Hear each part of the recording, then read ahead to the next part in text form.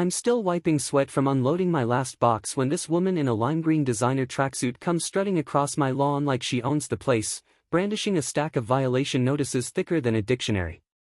Apparently, my moving truck was committing crimes against the visual integrity of Maplewood Heights.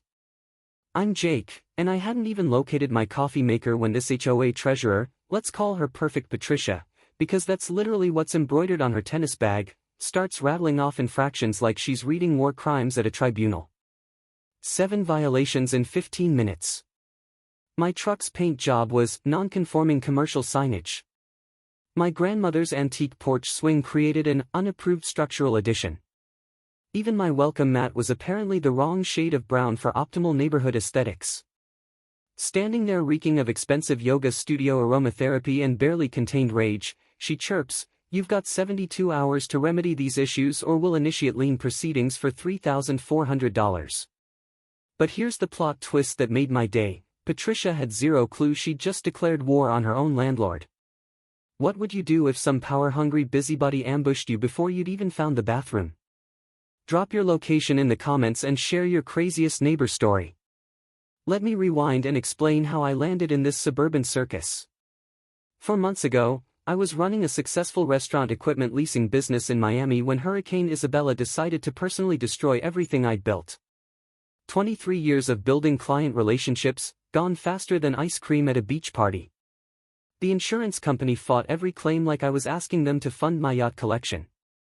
The final kick to the ribs came when my business partner, Trevor, decided our crisis was the perfect time to embezzle our emergency fund and disappear to Costa Rica with his Pilates instructor. Apparently, channeling financial stress through grand theft and international flight was his preferred coping mechanism. Just when I thought rock bottom had a basement, my stepfather's attorney called about Uncle Ricardo's property in Colorado. Ricardo was Mom's brother-in-law, this brilliant mechanic who could diagnose engine problems by sound and organize epic block parties with equal expertise. After losing Dad in Desert Storm, he helped Mom raise us kids while working nights at the auto shop and somehow still found energy to coach Little League every weekend.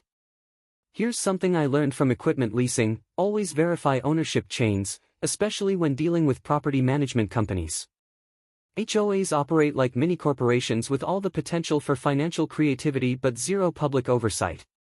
Pro tip: HOA board members have legal fiduciary responsibilities just like bank executives, which means personal liability when things go sideways. Remember that, it becomes important later.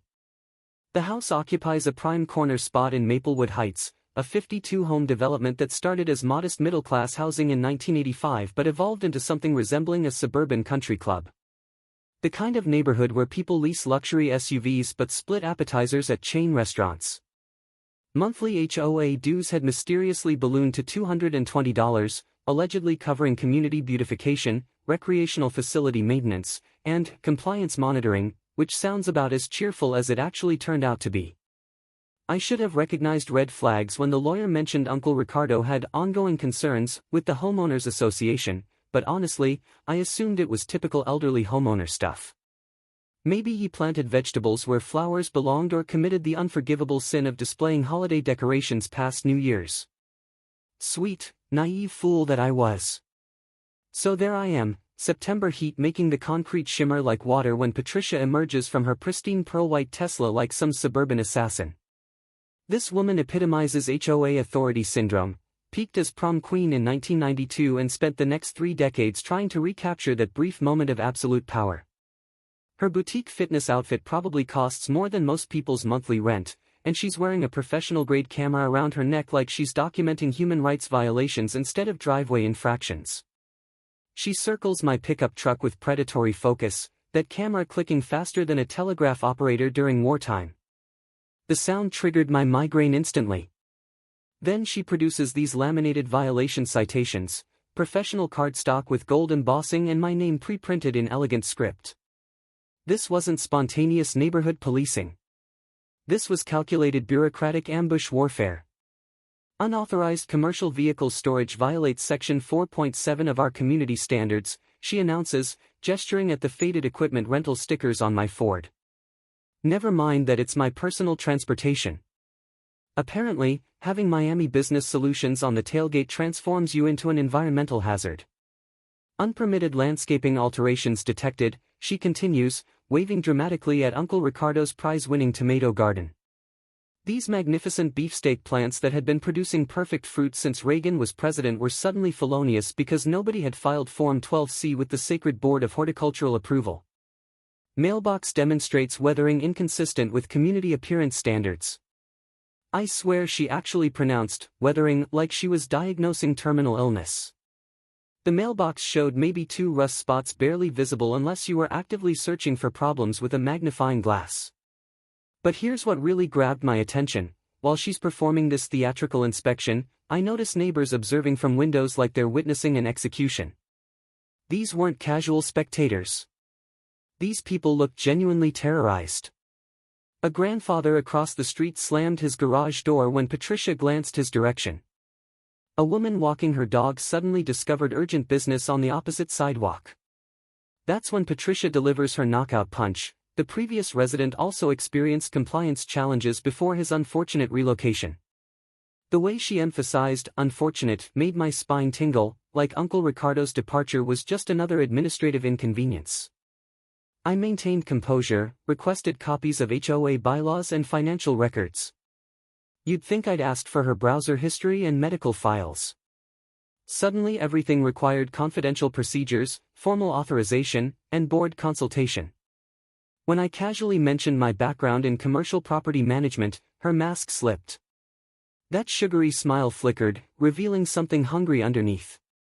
She promised appropriate enforcement measures, and clicked away, leaving me with $3,400 in questionable fines and the distinct feeling I'd just been marked for elimination. But here's what perfect Patricia didn't realize: I don't just lease equipment. I own properties, including, as fate would have it, the one she calls home. The following morning, I discover a certified letter jammed in my door like a legal landmine. Patricia had escalated overnight with professional-grade psychological warfare that would impress military strategists. This wasn't just another violation notice. This was comprehensive legal assault wrapped in official letterhead and sealed with bureaucratic malice that could power a small city.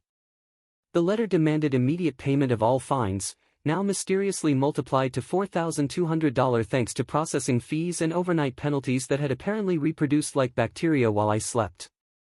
She'd included time-stamped photographs from every angle, forensic documentation that would make crime scene investigators envious, and threats of property seizure within 15 days. This woman had copied everyone from the management company to some attorney whose specialty appeared to be foreclosing on children's charities. But here's where Patricia made her first strategic error. She assumed I was just another intimidated homeowner who'd surrender faster than France in 1940.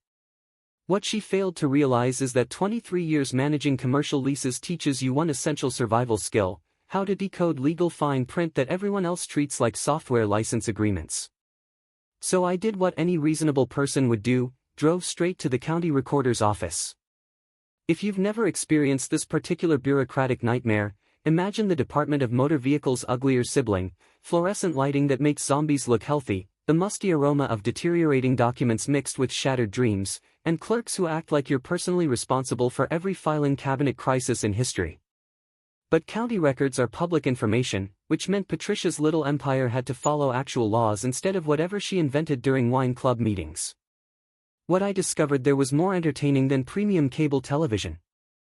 The original 1987 HOA covenants resembled Patricia's current regulations about as much as a bicycle resembles a space shuttle. The founding document was maybe 15 pages of reasonable neighbor guidelines: maintain your property, avoid painting your house like a circus tent, don't operate a junkyard in your driveway. Straightforward stuff that normal humans could follow without legal consultation. But somehow over the decades, this sensible agreement had transformed into a 63-page totalitarian manual covering everything from approved seasonal decorations to mandatory pet grooming schedules. I recalled reading that most HOA rule changes require homeowner votes. If those votes never occurred, the new rules carry about as much legal authority as a grocery shopping list. Even better, Uncle Ricardo's property enjoyed special grandfather protection for landscaping. Those tomato plants Patricia was hyperventilating about were specifically shielded under the original covenant as existing established gardens. Her violation notice was approximately as legally binding as a restaurant menu. But the real goldmine was buried in HOA financial records. As a property owner, I had absolute rights to examine them. What I found made my commercial leasing brain calculate faster than a supercomputer. Numbers that defied mathematics, expenses more inflated than parade balloons, and a budget that appeared designed by someone who learned accounting from fortune cookie messages. That's when Eleanor materialized, and I mean materialized like some neighborhood intelligence guardian angel. This 82-year-old retired accountant had been observing me from her front porch and apparently decided I looked trustworthy enough for serious community intelligence. "You're investigating the HOA," she whispered, scanning the area like we were planning to liberate someone from maximum security prison. "Excellent. Someone finally should." The documentation Eleanor provided was substantial enough to stop artillery shells. She'd been chronicling Patricia's reign of terror with methodical precision that comes from 45 years organizing financial data for corporate audits. 15 families systematically targeted over 18 months, all following identical patterns: excessive penalties, impossible deadlines, forced sales below market value. And whose realty firm kept securing those listings? I'll give you one guess. For elderly residents had already been bulldozed from their homes. Mrs. Chen got hammered for a flower garden that extended 6 inches beyond approved boundaries. The Williams family was cited for excessive recreational equipment because their children dared leave a soccer ball visible from the street. Mr. Thompson, a Vietnam veteran, received fines because his American flag supposedly violated dimensional regulations for his flagpole. That afternoon, Patricia returned with reinforcements, her boyfriend Derek, sporting some kind of security badge he'd probably purchased from the same outlet that supplies mall guards. They demanded entry for interior compliance inspection, which was apparently legitimate in Patricia's imaginary legal universe. I politely declined, citing minor details like constitutional protections and basic property rights. Derek started photographing through my windows like some budget private investigator, which prompted me to drop my first hint. "Interesting development," I announced loud enough for neighbors to hear. "The HOA budget shows $60,000 for landscaping services, but the actual contractor received only $22,000. Makes you wonder where that extra $38,000 disappeared." The silence was so complete you could have heard dust settling. Patricia cycled through more colors than a malfunctioning neon sign, and Derek suddenly remembered urgent appointments elsewhere. They retreated to their Tesla faster than vampires fleeing dawn, but not before Patricia promised severe legal consequences for my harassment and intimidation. I smiled and waved cheerfully. After all, the fun was just beginning. Patricia's response to my accounting inquiry was swift and about as subtle as a sledgehammer through plate glass. The next morning, I'm enjoying coffee and watching sunrise when a city inspection truck appears. Out steps this apologetic inspector who looks like he'd prefer to be literally anywhere else in the universe. "Received a complaint about an unregistered business vehicle," he says, consulting his clipboard with the enthusiasm of someone reading his own death warrant. He walks around my perfectly legal Ford, finds absolutely nothing problematic, and apologizes for wasting everyone's time. But before leaving, he leans closer. "Anonymous tip came in at 5:30 a.m. Caller had your exact address and vehicle details." Pretty specific for someone just passing by. 3 hours later, the state contractor licensing board calls. Apparently, someone filed a complaint claiming I was operating an unlicensed business from my residential address. The investigator was professional but required to ask, was I running Miami Business Solutions from my Colorado location? I explained my recent relocation, confirmed I wasn't conducting business, and clarified that the decals were remnants from my previous operation. Case dismissed in 7 minutes, but the message was crystal clear: Patricia was playing professional hardball. That evening, around 1:30 a.m., I hear gravel crunching outside. Living alone develops your hearing for sounds that don't belong, and these definitely didn't belong. I peek through blinds just in time to see a pearl-white Tesla cruising past like some suburban stalker vehicle. The next morning brings mailbox artwork, spray paint squiggles designed to manufacture another violation. There's also a delightful pile of animal waste on my front steps, positioned with precision suggesting this wasn't random neighborhood pet expression. Fortunately, I'd installed security cameras the previous day. You develop healthy paranoia in commercial leasing, Too many tenants who treat security deposits like optional suggestions. The footage was magnificent. Patricia's Tesla circling at 1:42 a.m. Perfect shots of her license plate and Derek skulking around my property like the world's most incompetent ninja. But while Patricia was playing amateur vandal, I was diving deeper into the HOA's financial rabbit hole. What I discovered down there made pretzel manufacturing look simple. Remember that landscaping discrepancy? That was merely the appetizer. The pool maintenance contract was the real masterpiece. $1,200 monthly for a community pool that's maybe 40 feet long and receives about as much use as ice skates in Hawaii. I contacted actual pool services and got quotes averaging $350. But Elite Aquatic Services apparently provided quadruple value despite the pool resembling a science experiment gone wrong, green water, floating debris, and an aroma suggesting something had expired in there during the Bush administration. The landscaping contract was even more impressive. $4,500 monthly for comprehensive grounds maintenance consisting of mowing 52 tiny yards and trimming some hedges.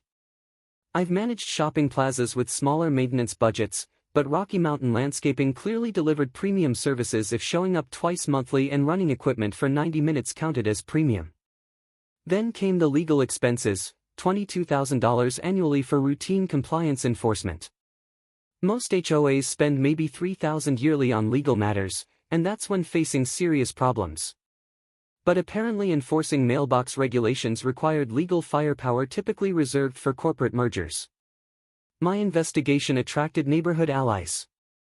Tom, a Desert Storm veteran with hands that looked like they'd rebuilt half of America's infrastructure, knocked on my door one evening with beer and fascinating observations. Maria, a single mother working as a paralegal, offered legal research assistance. Even Reverend Jackson from the community church stopped by expressing support. Apparently Patricia had tried citing the church for excessive parking during Sunday services. But Patricia wasn't finished with her amateur intimidation campaign. She filed a police report claiming I'd aggressively confronted her and made threatening statements about her finances. Officer Martinez arrived looking like he'd rather chase actual criminals. He reviewed my security footage and quickly realized he was handling a bogus complaint. Word of advice, he said quietly while leaving. Document everything. I've witnessed this pattern before, and it typically escalates before improving. That's when Patricia made her biggest mistake yet. She actually demanded Officer Martinez arrest me for disturbing the peace and intimidating a public official. Apparently, serving as HOA treasurer now qualified as public service. The officer's response was professional but firm. Ma'am, asking questions about HOA finances isn't criminal. Filing false police reports, however, is. As Martinez drove away and Patricia stomped back to her Tesla, I realized something crucial. I wasn't just confronting a petty tyrant anymore. I was dealing with someone genuinely desperate. People don't escalate this rapidly unless they have something significant to hide. And hiding in Uncle Ricardo's study, I was about to discover exactly what that something was. Patricia's desperation reached maximum velocity when she announced an emergency HOA board meeting with exactly 18 hours notice, which, coincidentally, violates bylaws requiring 72-hour minimum notification. But desperate people don't consult fine print. They just bulldoze forward hoping nobody notices their legal catastrophe. The meeting occurred in Patricia's living room, immediately feeling like being summoned to the principal's office, except the principal wore designer athleisure and burned expensive candles. She'd arranged furniture courtroom style with herself behind this massive mahogany desk that probably cost more than most people's vehicles. The agenda, printed on her real estate company letterhead, contained exactly one item: emergency lien proceedings against 1455 Oak Street. Only 2 of 5 board members attended. Apparently the others had developed sudden scheduling conflicts. Without a quorum, they couldn't legally vote on anything more consequential than catering choices. But Patricia bulldozed ahead anyway, like a runaway freight train with malfunctioning brakes. That's when Eleanor appeared in the doorway like some avenging accounting angel. This woman who'd been intimidated into silence for months suddenly discovered her voice and started reciting parliamentary procedure like she was performing Shakespeare. Point of order. You cannot conduct official business without proper quorum. This meeting lacks procedural validity. Patricia's facade cracked completely. She screamed at Eleanor, actually screamed, calling her a meddling troublemaker and threatening fines for disrupting official proceedings. The transformation was spectacular, suburban princess to raging dictator in approximately 2 seconds. While Patricia was having her public meltdown, I'd been experiencing my own private breakthrough. Maria's paralegal expertise had uncovered connections more tangled than holiday lights stored by drunk people. Shell company relationships that made my commercial leasing experience tingle with recognition. Rocky Mountain Landscaping wasn't some random contractor. It belonged to Patricia's cousin, a 25-year-old whose previous employment experience included working at Best Buy and getting terminated from a sandwich delivery job. Elite Aquatic Services was Derek's venture, apparently learning pool maintenance from internet videos and boundless optimism. Legal Solutions LLC belonged to Patricia's sorority sister's law practice, specializing in what I'll charitably call creative interpretations of HOA regulations. Every vendor connected to Patricia's family or social circle, all charging rates that would make luxury hotels envious. I'd witnessed this identical scam in commercial properties, board members directing contracts to friends and relatives while skimming profits like they're operating suburban organized crime. But the smoking gun emerged when I analyzed violation patterns throughout the neighborhood. Remember Patricia's selective enforcement? It wasn't random. It was surgical. She systematically targeted elderly residents, single parents, and anyone appearing unable to fight back. The Hendersons got cited for possessing non-regulation garden gnomes, while the mansion 4 houses down had actual code violations that never appeared on inspection reports. My informal coffee meetings at Sunrise Cafe were becoming underground resistance gatherings. 27 residents attended the latest session, sharing horror stories painting a picture of systematic harassment.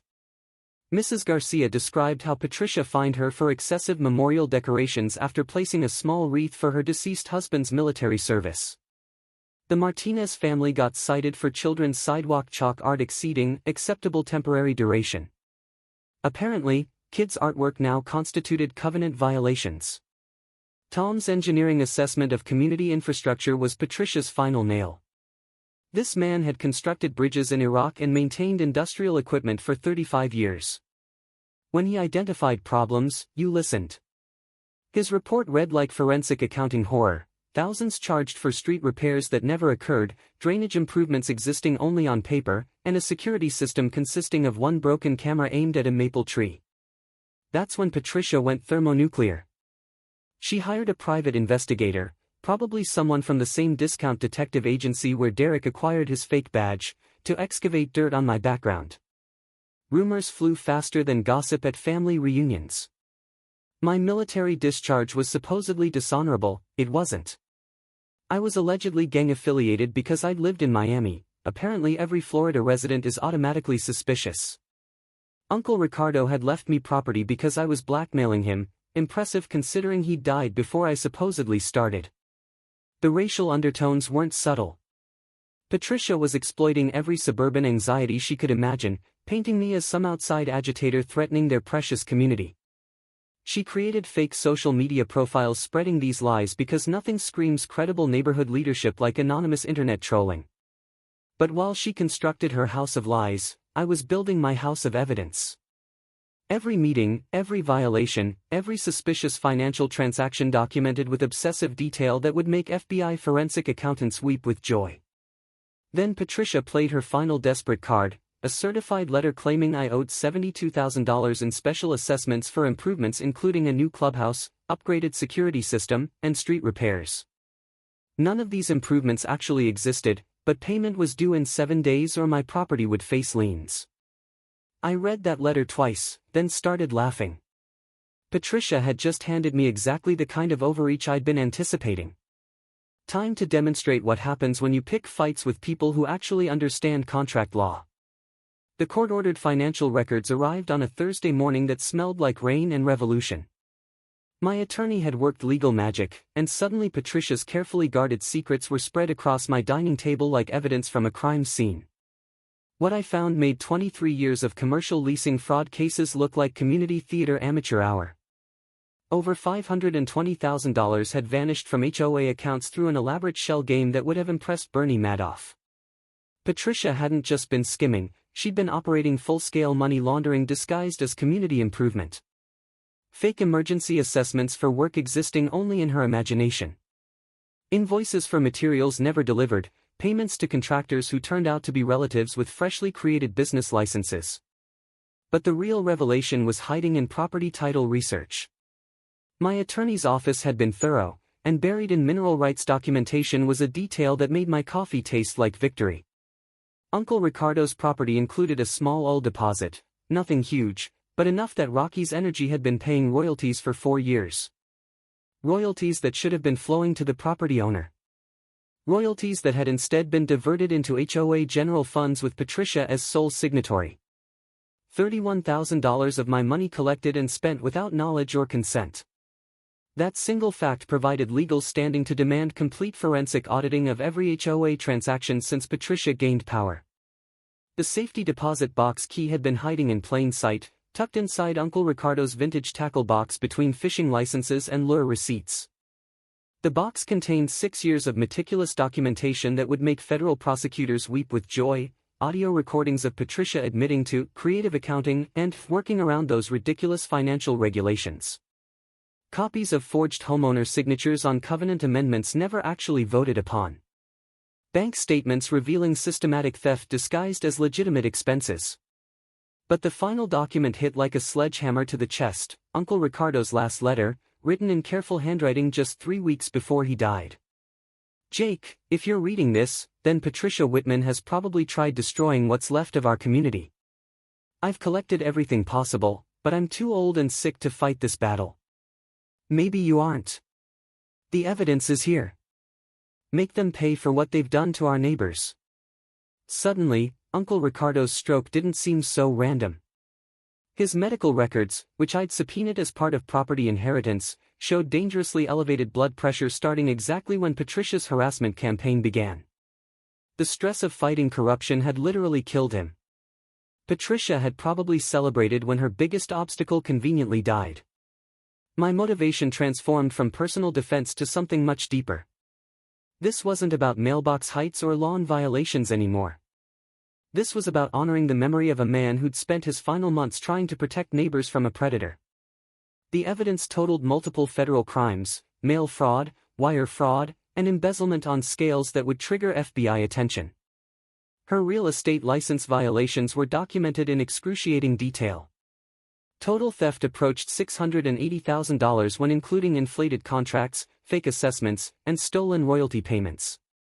But the beautiful part was Patricia had no idea how much evidence existed. She thought she was confronting one angry homeowner asking inconvenient questions. She had no clue Uncle Ricardo had spent years building an ironclad case against her, or that I now possessed every piece of that puzzle. The annual HOA meeting was mandatory by law and couldn't be cancelled once proper notice was given. 70% of homeowners had to attend for major votes, meaning I needed 36 people in that room. Based on my cafe intelligence network, I had commitments from 35 households and counting. Patricia was about to discover her reign of terror was over. She just didn't know it yet. Uncle Ricardo's garage transformed into something between a war room and FBI field office. I'd cleared his workbench and covered it with bankers' boxes, legal documents, and a timeline resembling something from conspiracy thrillers. Red string-connected photographs, financial records, and violation notices in a web that would impress detectives. Eleanor had appointed herself Chief Intelligence Coordinator, bringing homemade cookies and 4 decades of accounting organizational expertise to the chaos. Maria proved to be legal research royalty disguised as a paralegal. She'd spent evenings at the law library, emerging with case precedents and procedural knowledge my attorney admitted surpassed most lawyers' capabilities. Her dining table was covered with color-coded folders, criminal violations in red, civil damages in blue, procedural violations in yellow. It resembled a rainbow of justice. Building the legal team felt like assembling superheroes if superheroes specialized in HOA fraud instead of fighting aliens. Jennifer Martinez was my primary attorney, 18 years of HOA law experience and a reputation for making corrupt board members weep in depositions. The forensic accountant she recommended could trace money through more shell companies than Eastern European oligarchs' tax returns. We also retained a private investigator specializing in financial crimes and a media consultant who used to produce investigative television segments before freelancing. The state consumer protection attorney offered pro bono support, which told me everything about how seriously they treated HOA fraud. When government lawyers volunteer their time, you know you've discovered something bigger than petty neighborhood disputes. Community organizing became a grassroots movement that would impress political campaign managers. I went door to door like running for mayor, explaining residents' rights and sharing discoveries about Patricia's financial shell game. The signal group Maria created grew from 6 people to 42 in 3 weeks, with neighbors sharing evidence photos and supporting each other through decades of accumulated fear. Reverend Jackson offered his church basement for strategy meetings, giving our rebellion moral authority Patricia couldn't touch. Tom brought engineering expertise and started documenting every infrastructure lie Patricia had told. His assessment read like an indictment: claimed street repairs never occurring, drainage work existing only on invoices, and security systems consisting of one broken camera aimed at a pine tree. The forensic accountant's investigation applied surgical precision to financial chaos. Every suspicious transaction got traced through bank records we'd subpoenaed through the Attorney General's office. The pattern was beautiful in its simplicity: fake invoices led to inflated payments, flowing through family-owned shell companies before landing in accounts controlled by Patricia and her inner circle. The visual presentation he created resembled organized crime flowcharts, which wasn't far from truth. Maria prepared enough legal documentation to overwhelm a courthouse: cease and desist orders for harassment, injunction paperwork freezing HOA accounts, criminal referral packets for multiple agencies, and class action frameworks for affected residents. She'd also drafted homeowner petitions to remove Patricia from the board, citing financial mismanagement and breach of fiduciary duty. My media strategy centered around Jennifer Walsh, a local newspaper reporter specializing in government corruption stories. She'd been investigating HOA abuse across Colorado and embraced our story like investigative journalism Christmas morning. The Denver television affiliate expressed interest too, especially after I mentioned the scale of financial fraud and elderly victims forced from homes. The evidence package grew to 1,247 pages of financial documents, audio recordings, video evidence, and victim testimony. I'd learned from commercial leasing that judges love visual aids. We created before and after photographs showing promised improvements versus actual conditions. The contrast was devastating: invoices for playgrounds that didn't exist, bills for roadwork never completed, payments for landscaping maintained by blind people with broken equipment. I practiced presentations with the community theater group meeting at Reverend Jackson's church because nothing prepares you for hostile audiences like amateur actors critiquing delivery. They helped anticipate Patricia's likely responses and develop counterarguments working in front of cameras and legal observers. Technical knowledge I'd share with other homeowners got compiled into a handbook Maria designed: HOA Rights and Remedies. Basic information about demanding financial transparency, challenging discriminatory enforcement, and recognizing red flags of board corruption. Most people don't realize HOA boards have identical fiduciary duties as corporate directors, meaning personal liability for financial mismanagement. I remembered reading about a case in Nevada where board members paid restitution from personal assets after forensic audits revealed systematic theft.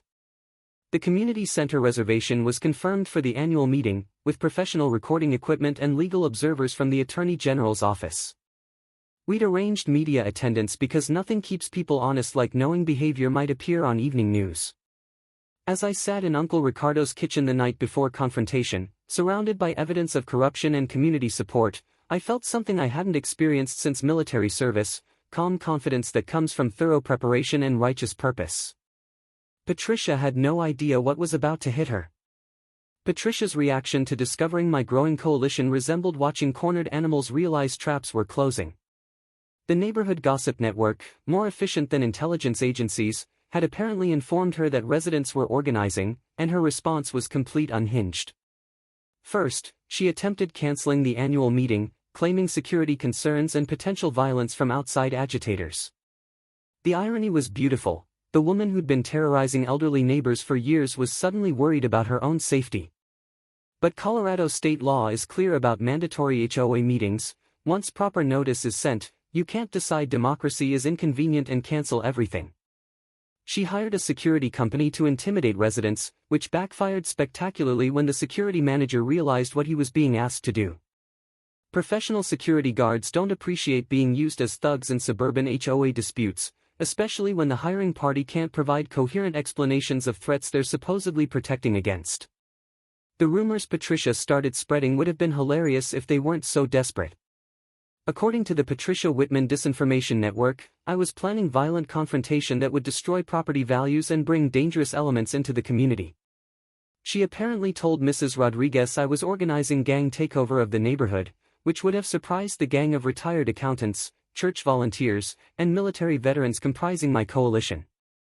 Meanwhile, her financial desperation reached critical mass. She'd attempted withdrawing the remaining $127,000 from HOA accounts, but banks had frozen everything pending the Attorney General's investigation. When that failed, she tried destroying financial records, adding obstruction of justice to her growing list of federal crimes. She even attempted bribing the forensic accountant with real estate commissions, apparently not realizing that offering financial incentives to expert witnesses in ongoing investigations is exactly what lands people in federal prison. Personal attacks escalated to stalking behavior that would impress obsessed ex-boyfriends. Fake reviews appeared on every professional website I'd been associated with, claiming I was violent, unstable, and threatening peaceful residents. She tried getting my truck registration suspended by filing false reports about unsafe vehicle modifications existing only in her imagination. Derek started following me to job interviews because apparently unemployed equipment lessors still posed enough threat to require surveillance. Having your HOA treasurer's boyfriend lurking in parking lots while trying to rebuild your career adds a special harassment flavor I wouldn't recommend.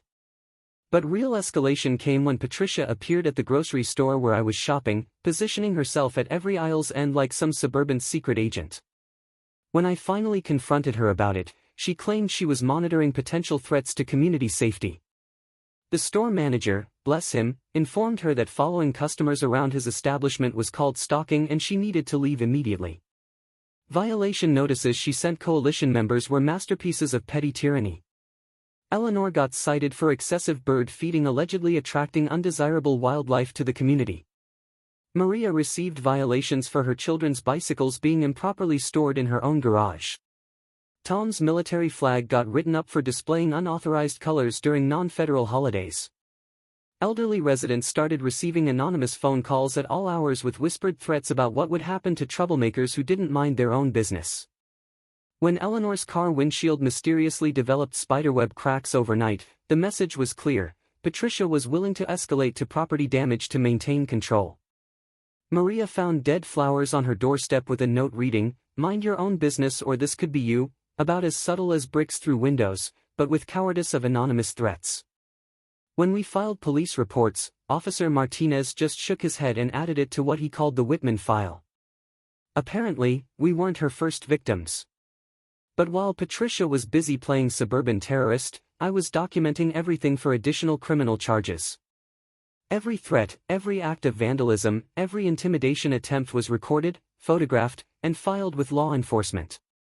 The community center reservation was confirmed for the annual meeting, with professional recording equipment and legal observers from the Attorney General's office. We'd arranged media attendance because nothing keeps people honest like knowing behavior might appear on evening news. As I sat in Uncle Ricardo's kitchen the night before confrontation, surrounded by evidence of corruption and community support, I felt something I hadn't experienced since military service: calm confidence that comes from thorough preparation and righteous purpose. Patricia had no idea what was about to hit her. Patricia's reaction to discovering my growing coalition resembled watching cornered animals realize traps were closing. The neighborhood gossip network, more efficient than intelligence agencies, had apparently informed her that residents were organizing, and her response was complete unhinged. First, she attempted canceling the annual meeting, claiming security concerns and potential violence from outside agitators. The irony was beautiful: the woman who'd been terrorizing elderly neighbors for years was suddenly worried about her own safety. But Colorado state law is clear about mandatory HOA meetings. Once proper notice is sent, you can't decide democracy is inconvenient and cancel everything. She hired a security company to intimidate residents, which backfired spectacularly when the security manager realized what he was being asked to do. Professional security guards don't appreciate being used as thugs in suburban HOA disputes, especially when the hiring party can't provide coherent explanations of threats they're supposedly protecting against. The rumors Patricia started spreading would have been hilarious if they weren't so desperate. According to the Patricia Whitman Disinformation Network, I was planning violent confrontation that would destroy property values and bring dangerous elements into the community. She apparently told Mrs. Rodriguez I was organizing gang takeover of the neighborhood, which would have surprised the gang of retired accountants, church volunteers, and military veterans comprising my coalition. Meanwhile, her financial desperation reached critical mass. She'd attempted withdrawing the remaining $127,000 from HOA accounts, but banks had frozen everything pending the Attorney General's investigation. When that failed, she tried destroying financial records, adding obstruction of justice to her growing list of federal crimes. She even attempted bribing the forensic accountant with real estate commissions, apparently not realizing that offering financial incentives to expert witnesses in ongoing investigations is exactly what lands people in federal prison. Personal attacks escalated to stalking behavior that would impress obsessed ex-boyfriends. Fake reviews appeared on every professional website I'd been associated with, claiming I was violent, unstable, and threatening peaceful residents. She tried getting my truck registration suspended by filing false reports about unsafe vehicle modifications existing only in her imagination. Derek started following me to job interviews because apparently unemployed equipment lessors still posed enough threat to require surveillance. Having your HOA treasurer's boyfriend lurking in parking lots while trying to rebuild your career adds a special harassment flavor I wouldn't recommend. But real escalation came when Patricia appeared at the grocery store where I was shopping, positioning herself at every aisle's end like some suburban secret agent. When I finally confronted her about it, she claimed she was monitoring potential threats to community safety. The store manager, bless him, informed her that following customers around his establishment was called stalking and she needed to leave immediately. Violation notices she sent coalition members were masterpieces of petty tyranny. Eleanor got cited for excessive bird feeding, allegedly attracting undesirable wildlife to the community. Maria received violations for her children's bicycles being improperly stored in her own garage. Tom's military flag got written up for displaying unauthorized colors during non-federal holidays. Elderly residents started receiving anonymous phone calls at all hours with whispered threats about what would happen to troublemakers who didn't mind their own business. When Eleanor's car windshield mysteriously developed spiderweb cracks overnight, the message was clear: Patricia was willing to escalate to property damage to maintain control. Maria found dead flowers on her doorstep with a note reading, "Mind your own business or this could be you," about as subtle as bricks through windows, but with cowardice of anonymous threats. When we filed police reports, Officer Martinez just shook his head and added it to what he called the Whitman file. Apparently, we weren't her first victims. But while Patricia was busy playing suburban terrorist, I was documenting everything for additional criminal charges. Every threat, every act of vandalism, every intimidation attempt was recorded, photographed, and filed with law enforcement. Her last stand strategy was pure desperation theater. She planned to claim I was an outside agitator sent to destroy the community, blame everything on the management company, and bring Derek plus 4 relatives as support to pack the meeting with allies. She even tried recruiting supporters from neighboring HOAs, promising them that outside interference in their communities could be next if they didn't stand together. But while she was scrambling to create illusions of support, I was putting finishing touches on a presentation that would end her reign of terror permanently. The forensic accountant's report was crystal clear and visually devastating. The attorney's legal analysis identified 14 separate felonies with ironclad evidence. Tom's engineering assessment proved thousands wasted on imaginary infrastructure work. The private investigator's surveillance had caught ongoing financial crimes in real time. The night before the annual meeting, I visited Uncle Ricardo's grave one final time. I told him about the evidence we'd gathered, the community we'd united, and the justice we were about to deliver. The September evening was warm and peaceful, crickets beginning their nightly symphony above the headstone. Tomorrow, Patricia Whitman would face the reckoning Uncle Ricardo had started building years before his death, and I was going to make sure every second honored his memory. The community center on the morning of the annual meeting buzzed with electric tension you feel before thunderstorms break. By 6:30 a.m., residents were already arriving with folding chairs and travel mugs, settling in like claiming prime real estate for the neighborhood event of the decade. The smell of fresh coffee mixed with nervous energy and faint scent of floor wax from overnight cleaning. 87 residents packed into a space designed for maybe 60, with local media crews setting up cameras in back like covering presidential debates instead of suburban HOA meetings. Jennifer Walsh from the newspaper had her recorder ready, and the Denver television affiliate had sent their investigative correspondent. Apparently HOA corruption was becoming primetime material. Patricia arrived 30 minutes late in what could only be described as a tactical entrance, flanked by Derek and 4 relatives who looked like they'd rather be anywhere else on Earth. She'd clearly spent the morning trying to reclaim authority, wearing a navy blazer that screamed, "I'm still in charge," and carrying a briefcase probably containing more legal threats than actual legal authority. Her opening gambit was immediately seizing meeting control, citing procedural authority and board prerogatives like some suburban dictator reading from constitutional monarchy handbooks. She announced the first order of business was removing me from the community for disruptive behavior and threatening community safety. That's when Eleanor stood up like an avenging angel of parliamentary procedure. "Point of order," she called out in a voice probably heard 4 blocks away. "Under Colorado state law and our own bylaws, this meeting must allow homeowner input before any business can be conducted. You cannot simply remove residents without due process." The room erupted in applause and support shouts that made Patricia's face cycle through more colors than mood rings having electrical malfunctions. She tried restoring order by banging a gavel she didn't actually have authority to use, but the crowd was having none of it. I took the floor with calm confidence that comes from having overwhelming evidence and nothing left to lose. I began with tribute to Uncle Ricardo, explaining how his love for this community had inspired him to spend final years gathering evidence of corruption that would protect neighbors from financial predation. The visual presentation hit like guided missiles, financial charts showing systematic theft of $680,000, before and after photos of promised improvements existing only on inflated invoices, audio recordings of Patricia admitting to creative accounting and calling residents sheep who need someone to make decisions for them. The audience reaction was everything I'd hoped for and more. Gasps of outrage when they realized theft's scope, audible weeping from elderly residents who finally understood why they'd been targeted, angry shouts when racial undertones of Patricia's enforcement patterns became clear. But the moment defining everything came when Patricia tried interrupting the presentation. She jumped up screaming about lies and forgeries and conspiracy theories designed to destroy our community. Then she made the fatal mistake of playing the race card, suggesting neighbors couldn't trust his kind to understand traditional community values. The room went dead silent for about 4 seconds, then exploded in unified outrage.